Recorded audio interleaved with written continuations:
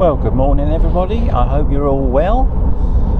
The first thing I'd like to say this morning is thank you very much to all my subscribers, both new and old. You've managed to get me up to just over the 2,000 mark now, which I never thought I would get to. So thank you very much for that. And also, the last video I did at Gorston Pier, that has now grown to nearly 6,000 views in just over a week. It's the fastest growing video I've ever done. Now, I didn't think it was nothing spectacular, but the interaction and the comments and everything for that one has been brilliant. I've even been put right with my bird watching lack of skills, and the birds that I identified on the pier have all been correctly identified now. So even I learned something from these videos, and I do appreciate all your comments. And yeah, so we are today Friday the 6th of December, and I'm heading down to a venue that I have done before, but I'm going to do it the complete opposite direction today. So just to give you a little bit of a background information, last time, the venue I'm fishing in today is Covehithe. So last time, if you can remember, when I got to Covehithe, I parked at the church, walked down the lane and then turned left at the bottom. So I headed to the sort of north end of Covehithe Beach. As the day I forgot my rod rests and used the tree. This time I'm going to do it slightly different. I'm going to go and fish an area that I used to fish years ago, and it's the complete opposite way. So before you get to the church, there's a little bit of parking, and then you go down a footpath again, and it's roughly the same distance, 700 metres to a kilometre, something like that. It's about a 15-minute walk, and then when we get to the beach there, the path ends up filtering onto the beach, and then I'll walk a little bit further along to an area we used to fish, as I say, a few years back, when you could go there and expect to catch codling. I'm not expecting to catch one today, but I am going to set my stall out slightly different. I am going to fish 2 big baits on both rods all day today. I don't see the point really of just putting scratching rigs out, knowing that they're potentially going to just be whiting and maybe the odd flatfish. So I might hedge my bets today and fish bigger baits and take it from there really. So route wise, it's around about an hour from my house. I'm already around about 35 minutes into the journey. I haven't been able to switch the camera on, to be fair, because the sun is so low. It would have literally been, it has been in my eyes the whole way up here, so you wouldn't have seen much except for a blazing sun. I've just passed Beccles, and I'm now heading down towards where the UK parachuting is. That's the signpost. Then I'm going to be heading for Wrentham. Once I get to Wrentham, I'll cross the A12 and then on to Covehithe. Similar, same sort of route exactly as last time, just the last bit is a little bit different. So that's where I am now. Weather-wise, well, we've had an absolute up and down week again with the weather. Overnight, we've had gale force winds and driving rain. So that was all yesterday afternoon into the evening and overnight. We've woke up this morning and it's the wind's dropped, the sun's out, and it's bright as anything. There has been a lot of rain around here. Looking at these roads, they're still all wet. And there's a little weather window today whereby hopefully, if I've got the winds right, they'll be blowing at least westerly or southwesterly, so that gives me an advantage. It should be behind me. Later on, late afternoon, early evening, that wind is going to pick up again to very strong proportions, and by 8 o'clock tonight it's going to be back to 40-50 mile an hour winds, and then we're going to get that for the next couple of days. We've got another named storm coming through, and that's going to hit the UK Saturday and Sunday. So I thought I'd use this little weather window to get some fishing done, show you the other end of Covehithe, and take it from there. Yeah, so what I shall do now is I'll head down, cross the A12, head on towards Covehithe, and I'll bring you back just before we get to the parking area like I normally do, and then we'll get some stuff sorted out and get down onto the beach. So I haven't come through Wrentham and headed down towards Covehithe. This is some of the off-road parking on the left here, where they park when they're using this footpath that I'm thinking of using today. I'm going to have a quick drive down to the church first, just to see, because it won't be a lot in it, to be fair. If you remember last time, I come up to this junction here, and then it's a tight turn down towards the church. The footpath is just here on the right. If there's space here, I might park at the church and walk up. No. So there's yellow lines there in a box. So what I should do is go back and then park on the side of the road where those other cars are. It possibly is slightly shorter. It's just here, the footpath, and down here for the parking. So there is yellow lines there, but I might be able to just get off of those up here. You have to watch that, because back there is some yellow lines at the start of this parking. I'm just going to check that I'm definitely clear of them before I leave the car. Okay, so in the distance up there you can see the church, and just where that big tree's sticking up there, that's where the footpath starts. So I've come up to this layby, and what you've got to bear in mind is the first part of this layby here, these yellow lines, they finish here. So make sure you don't park on top of them. They do get covered with mud and you can't see them sometimes, but it's around about 2 car lengths, and then the rest of this here is all on the side of the road parking and no yellow lines. So I think it's allowed to allow farm machinery to get through. So right, gears all ready, box on my back. I'm going to now make my way down to the tree, join the footpath, and then set off on the around about 15, maybe 20 minutes walk. So as you can see, that's the footpath. I've just come through there, up there where them people are coming with the dogs, and then it's straight down, nice flat footpath. You probably get a barrow down there with ease if you want to bring a lot more gear, and it follows right round on that tree line and it heads off over there towards the sea. So that's the next job.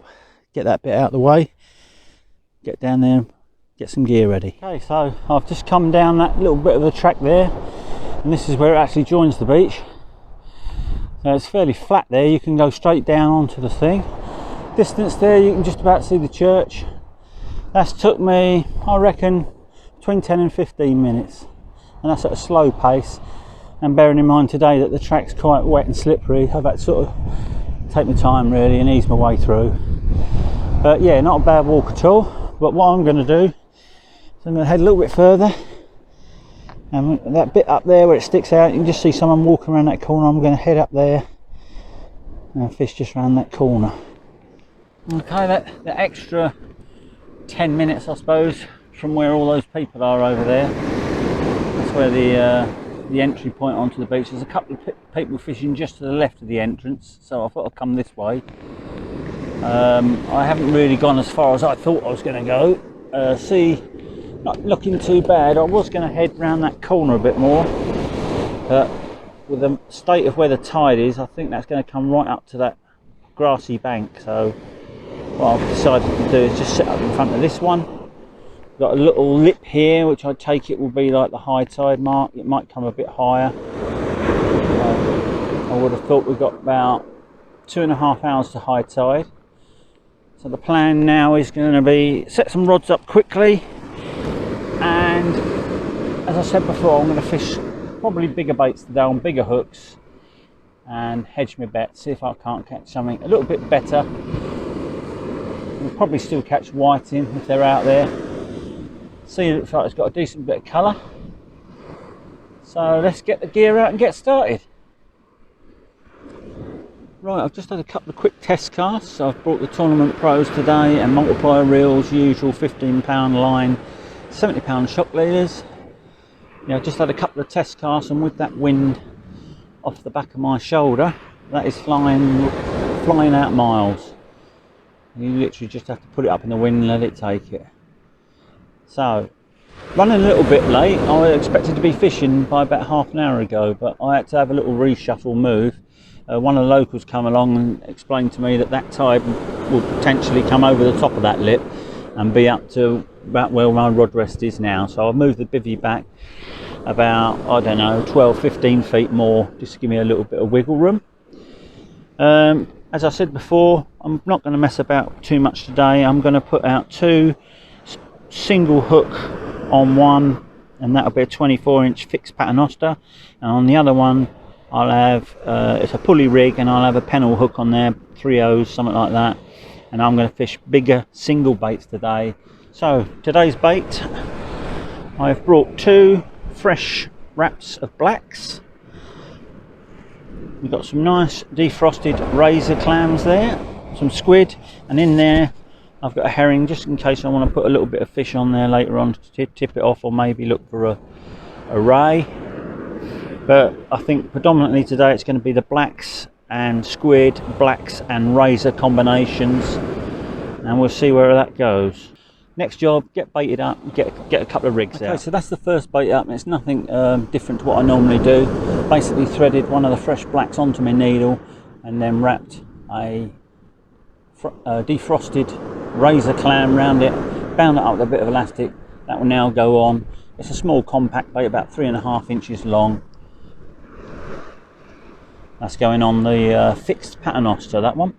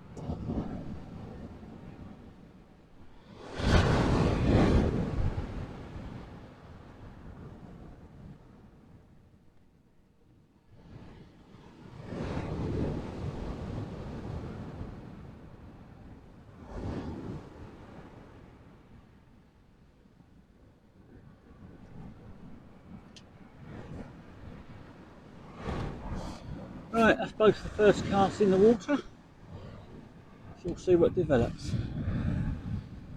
That, wind on the back of the shelter, you notice it as soon as you go out there, that's cutting through and it's getting colder. Okay, so we're finally fishing. It seems to have took an age this morning to get set up. I hoped to be fishing by 11, and it was nearly 12 before I got them first 2 casts out. But there you go, I had a little bit further to walk than I wanted to. There was someone actually fishing in the spot that I fancied this morning, so I've walked a little bit further up. And yes, as I come past the other chap there who was fishing, he brought in a string of 3 whiting. Look, decent sized ones, but I'd already made my mind up really today not to put like a 3-hook flapper out and scratch around. I've put 2 bigger hooks on 2 bigger baits and whacked them out basically as far as the wind will take them. So that's what we've got out now, and I've already had a little bit of a tap on the left hand rod. What I have noticed though, the tide's not moving very fast, but there's quite a lot of debris floating on the top, like wood, bits of twigs and trees and stuff like that. They're not interfering with anything I'm doing at the moment because my lines are way over the top. But it does seem like there's a lot of debris in the water.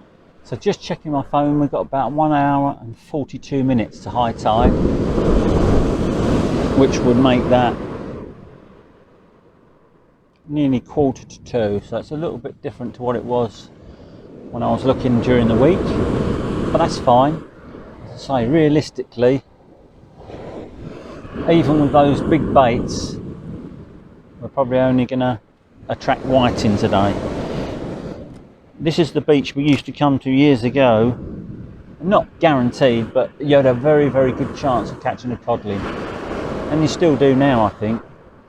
The timing's got to be spot on these days. There's so few codling to go round on this part of the coast. It's very strange because they're catching loads and loads up in the Humber. It does tend to start there first, and then you do get the odd one or two down this way, but very thin on the ground. I know that several other anglers are doing cod hunts within their videos and finding it very hard work, which it always is. Getting very strange little taps on that left hand rod, almost like a flatfish, and yet with the size of those hooks I wouldn't have thought it had been a flatfish.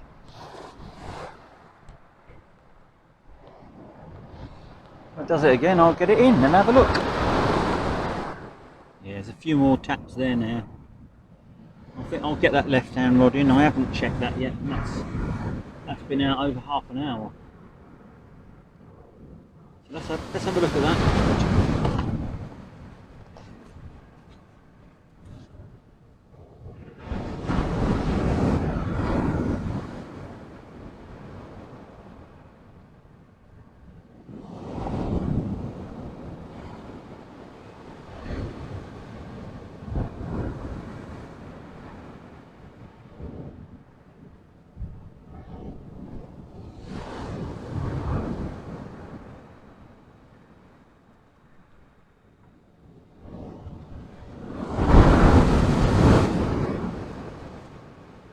Old greedy guts.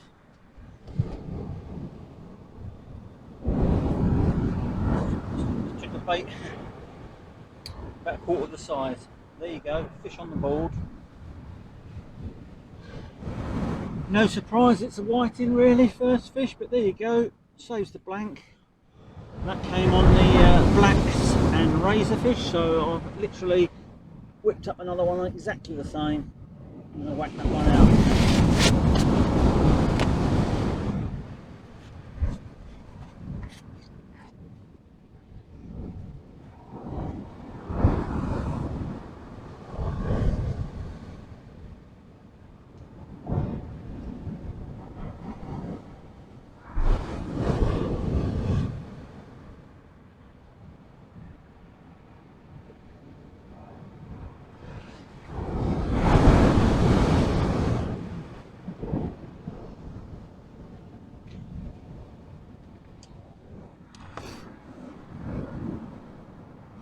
It does feel like a little bit of mixed ground or something out there as I'm bringing it in. I'm getting like, I don't know if it's a clay and shingle, a very mixed ground. It's not like a smooth sand or anything.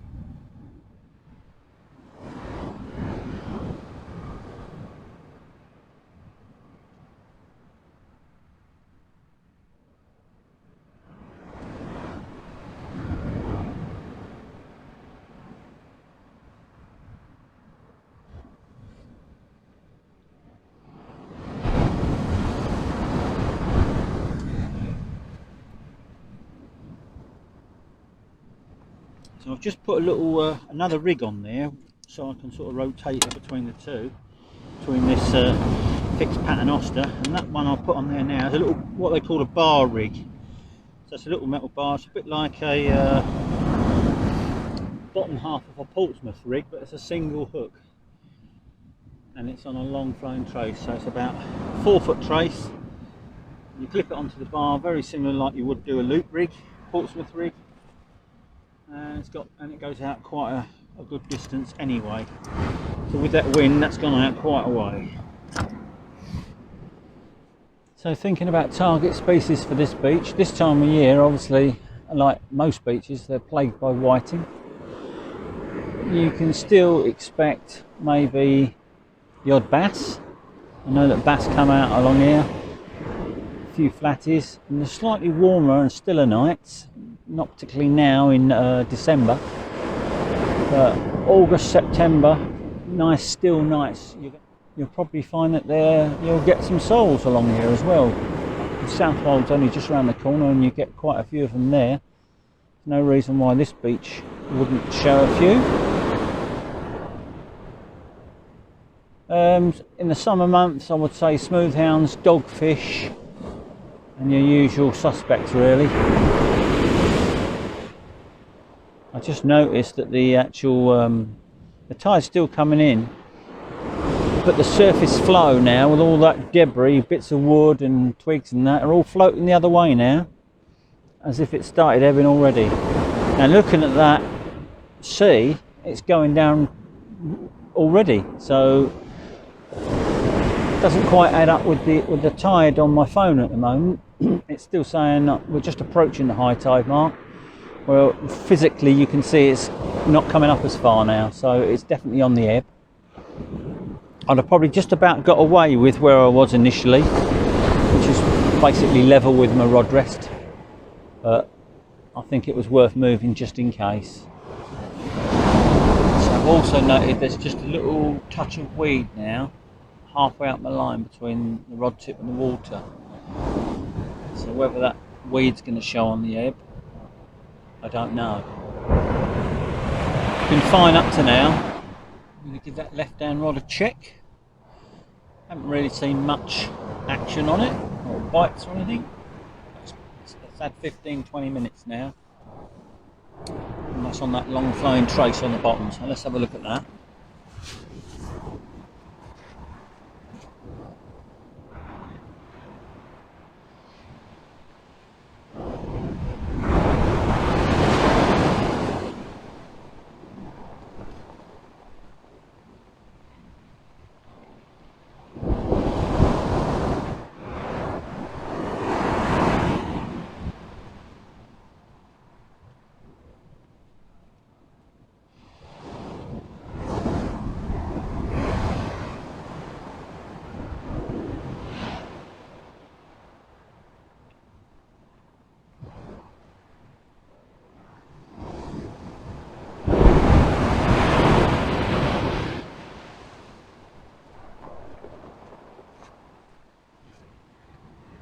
Another standard white.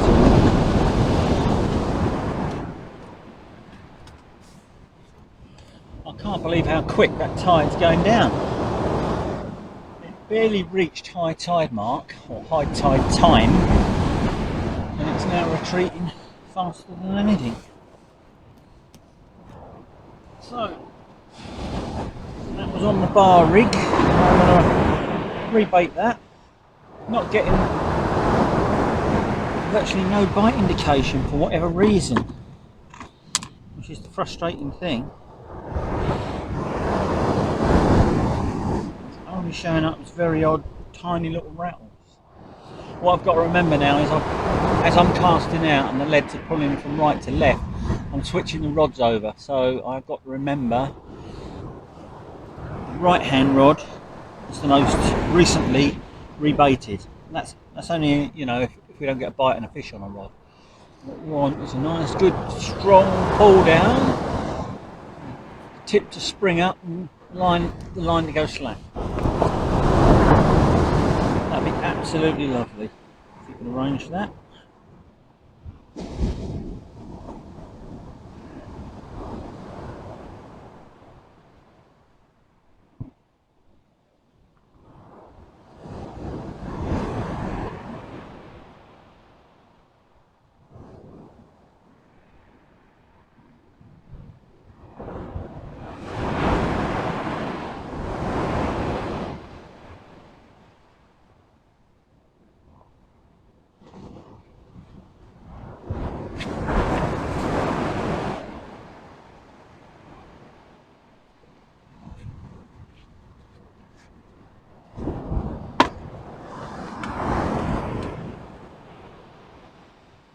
Feels like some sort of grass or something I'm coming through out there, and I had a little bit of it attached to the lead,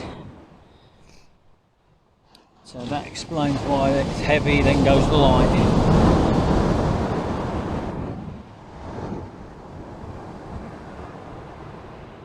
I think that right hand rod's got some debris or something on it, it's suddenly pulled over. potentially a big lump of wood or weed or something.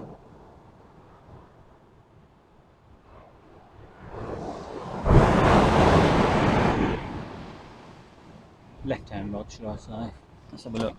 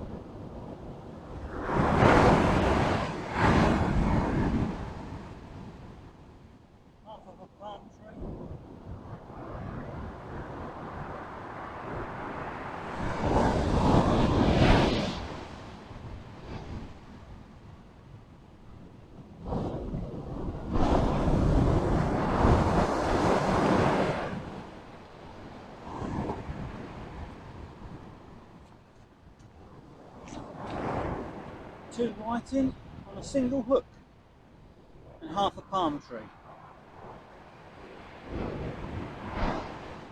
So after seeing that big ball of like straw, it sort of backs up what I thought earlier on when I was coming through something on the bottom, which was like pinging through as if it was like old tackle, but then I was coming in with clumps of that. And at that time it was quite heavy and pulling over, so it was obviously a loose bit. Got caught on the line further up. Yeah, that was a hell of a job to get in and sort that rig out. But what I've done is I had the other rig ready to go, and I've chucked it a little bit shorter this time, just to see if I can avoid picking up too much junk. I think the further out you go, the more junk you're going to pick up. So right hand rod is the last rod to go out, and that's the closer in rod. And the left hand rod, that was banged out quite a way, so I'm fully expecting that to be chopped up with that straw again when it comes in, and in which case I'll then have to sort of maybe thinking about bringing that one in closer. Although looking at it, it's almost gone slack, that rod. So I need to check that.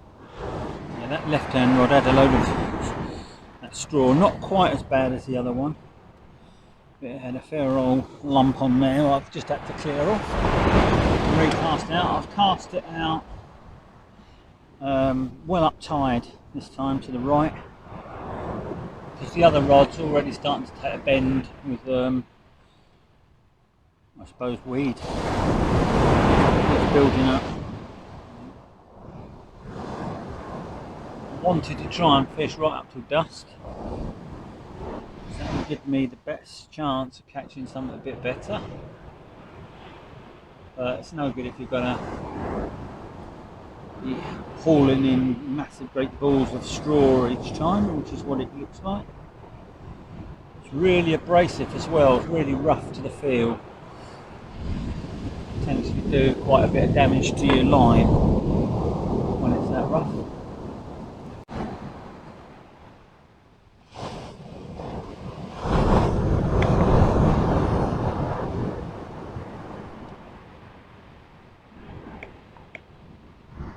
Big old seal now going through the swim.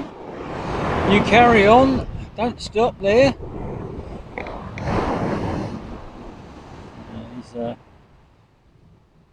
He's heading somewhere fast. First one I've seen today, so oh look, he's nearly coming up the water now. He's coming on the beach. No, he's gone. So that's the first one I've seen today, so not doing too bad. And I've just put that out, and that's already bending right over There's something on there dragging it down, so I'm going to get that in before it gets too tangled. I might drop down to one rod.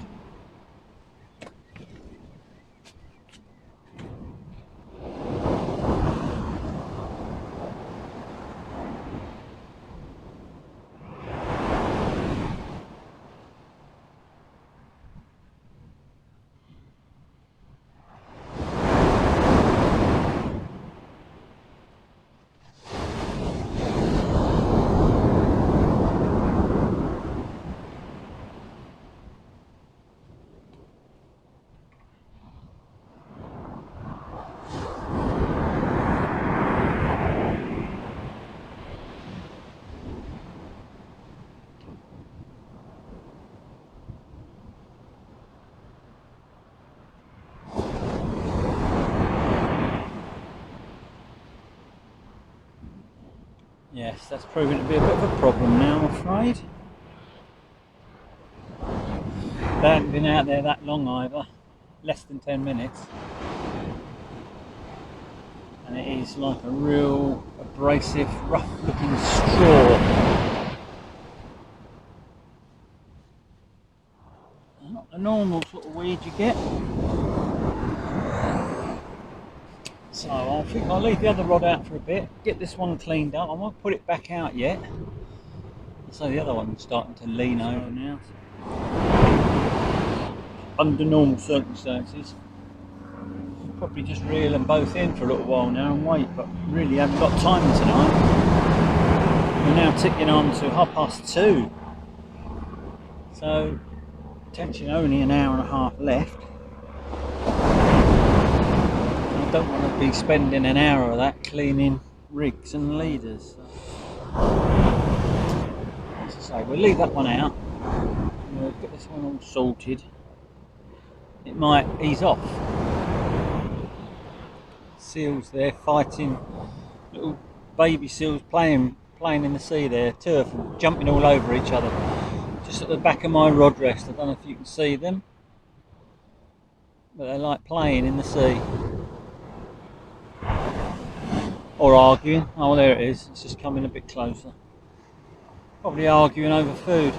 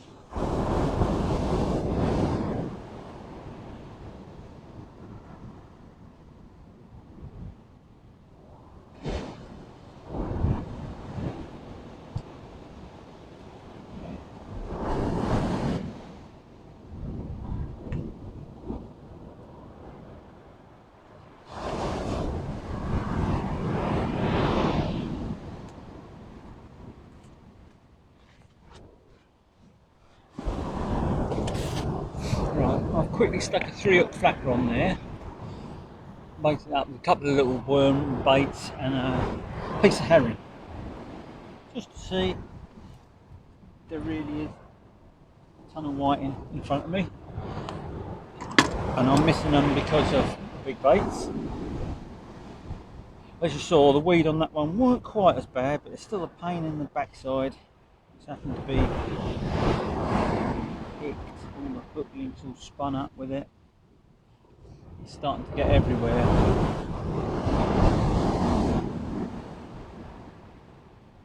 So we carry on. See what that flapper rig does. If it then produces 3 little whiting, then I know I've probably been doing the right thing. That rod's now bouncing around like a good one, so I could have stuck a flapper rig out and had 50 whiting this afternoon probably, but you can do that any week. You can see that rod is going absolutely ballistic. I better get it in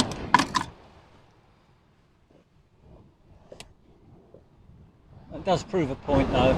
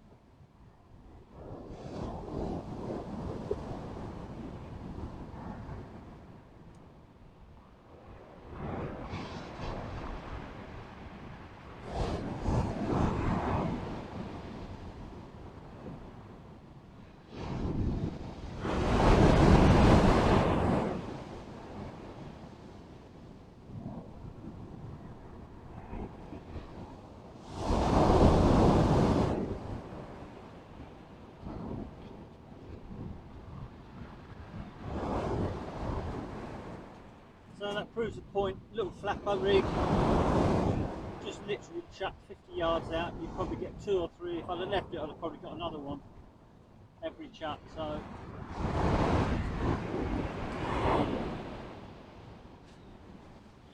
plenty of whiting out there if you want to fish for them.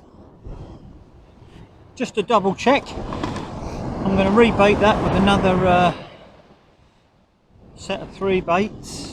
There's the 2 worm baits on there are not too bad. I'm just going to freshen up the herring bait which was on the top. I have one on the herring and one on worm. So if I can just quickly do that and pop that out.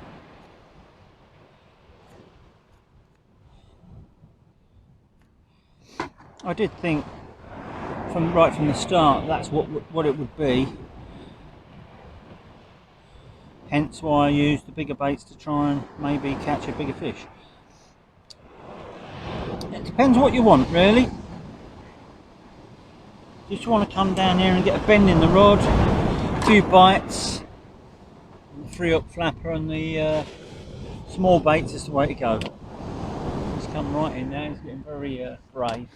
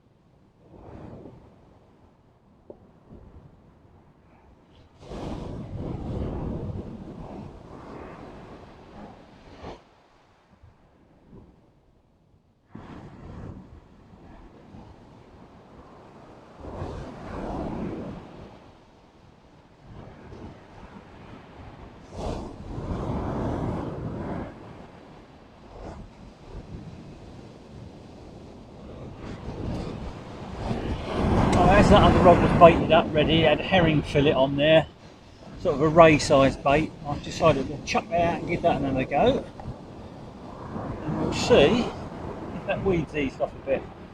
There's the old boy, look, coming in here. Where is he? He's camera shy. Every time I put the camera on him he dives under. There he is, right into the surf, right into the edge. He's literally coming right onto the beach.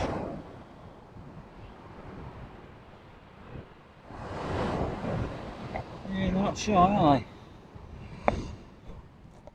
We've made them like that though, unfortunately, looking after them in all these seal sanctuaries. When they let them go, they don't see us as a threat anymore.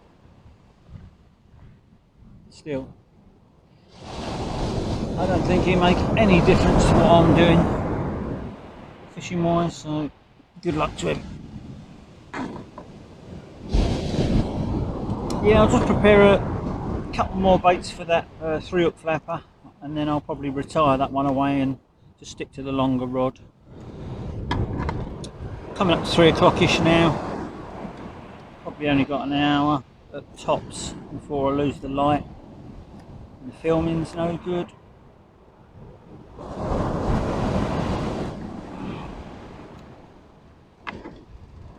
Hasn't really been much different to what I thought it would be today. I did assume if I'd put a 3-hook flapper out from the start like that guy up there, see left hand rod's going already, it would have been 3 white in, possibly 2 or 3 white in every cast for the whole day, so tried to do something a little bit different.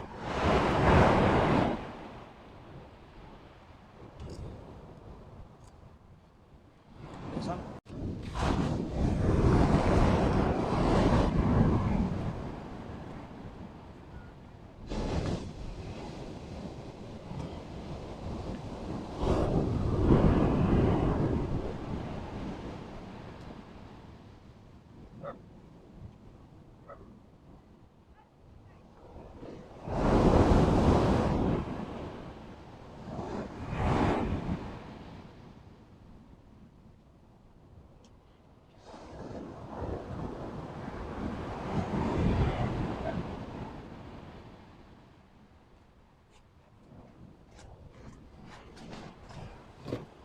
right, it's a plain 5-ounce lead gone out on that left hand one now, just to see.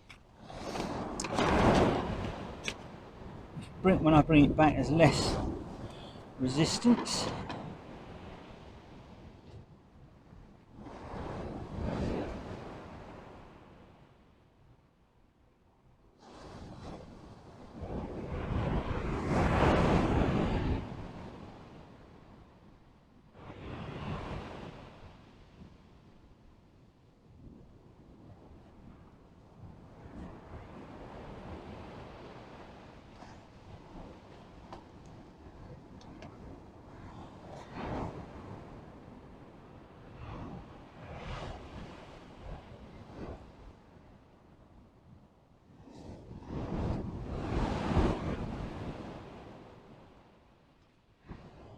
Probably going to rebait this, chuck it out. I've got half a dozen, 8 or 9 baits here maybe, so I'll probably use them and then think about making a pack up and go.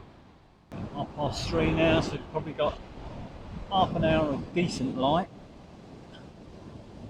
and I should imagine by the time I get back to the car, 20-minute walk, it's probably going to be almost dark. Just trying different things now. I've got some squid here that's been cut up, ready to do as cocktails. I'm now threading them up the hook as well on the 3-hook flapper. So I've got 1 herring, 1 squid, and I've got one here with a little bit of razorfish on. Also a sliver of herring on that as well, just to tip it off. Much easier with that plain lead. Could feel it sliding across the bottom instead of digging into whatever that is.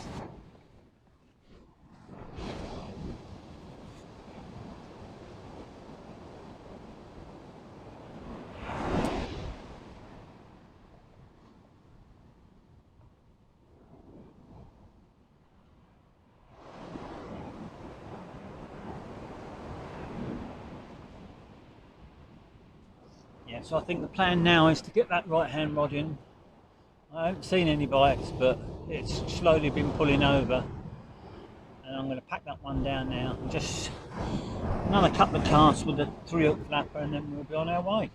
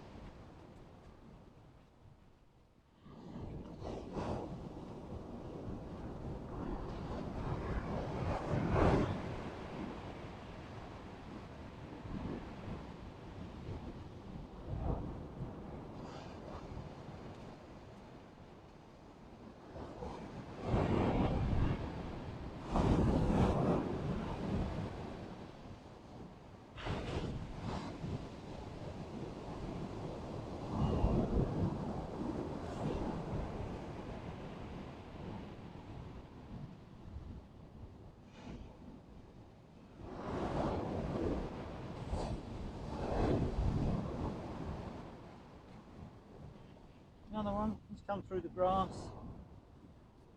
He's on the kennel rig, a bit of herring. He might take some bit now. Let's put him in the bucket for a minute.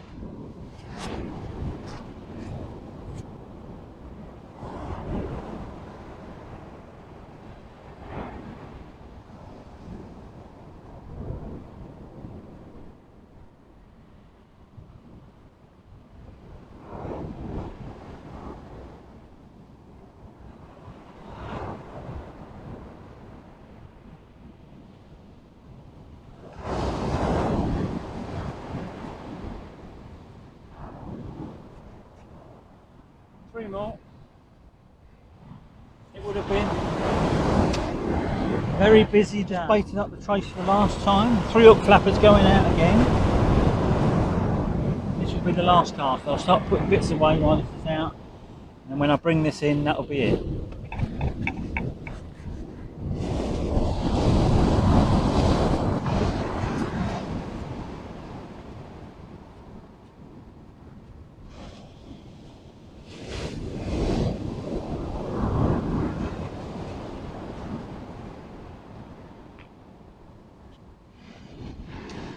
Now it's just about 3:45 now, just starting to lose the light, so I'm going to sum up, and that rod when it comes in will be it. Yeah, so it's a sort of similar sort of area to the north side of Covehithe, which I fished before. This end is a little bit deeper, and I have found that today. Last time I went to the other end, it was more for looking for a bass, because it was still sort of the end of autumn, and there had been a few about the week before, but sadly they didn't turn up, and very little did, except for a few weavers, I believe. At least today, I mean, the writing was on the wall really when I stood onto the beach up there and saw that guy bringing a string of 3 whiting. I knew what it would be, and that's why I planned to use bigger hooks and bigger baits, just to see if I could pick up a bigger fish, even if it was a bigger whiting, a bigger stamp of whiting. I've only had a couple really today in size out of everything I've had so far. As I say, I've got one more cast to bring in. I'm going to tidy up a few bits now around the camp, and then I shall break down the shelter, pack my gear, and then take that little walk back to the car. Thank you all again, as I said before this morning. Thank you for all my subscribers, over 2,000 now, and for all the feedback and messages I keep getting on the different videos. Hopefully this one has shown you a little bit of the access, the beach, etc.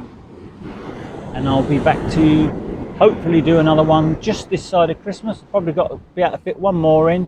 Depends on the weather and the winds and the tides and everything, whether I can find somewhere suitable to fish. Hopefully in 2 weeks time I'll do another one. That rod's already bouncing around.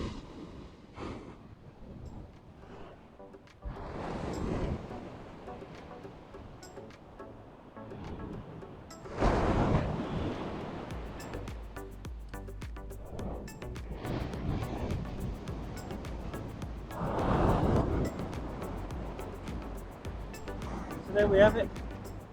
We started as we finished. The lovely little whiting, and that is a wrap.